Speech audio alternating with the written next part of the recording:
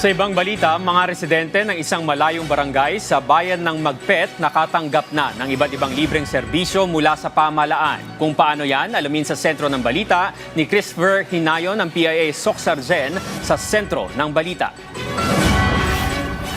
Libreng konsulta, gamot at planting materials, ilan lamang ito sa mga serbisyong natanggap ng mga residente ng Barangay Bungulanon sa bayan ng Magpet, Cotabato sa isinagawang serbisyong Totoo Caravan ng Pamahalaang Panlalawigan, katuwang ang mga ahensyang kasapi ng Joint Regional Task Force to End Local Communist Armed Conflict. Kabilang sa mga nakabenepisyo sa naturang caravan ay ang residenteng si Marcelina Balsomo. Para kay Balsomo, malaking tulong ang programa upang sila ay mabigyan ng pangunahing serbisyo tulad ng tulong medikal.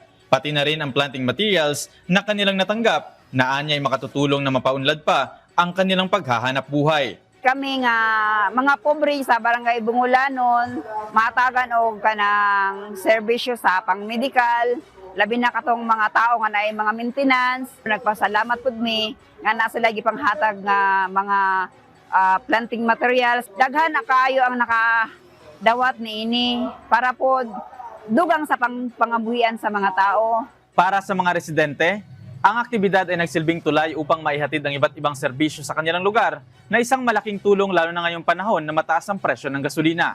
Mula rito sa probinsya ng Cotabato, para sa Integrated State Media, Chris Berhinayo ng Philippine Information Agency Socsargen.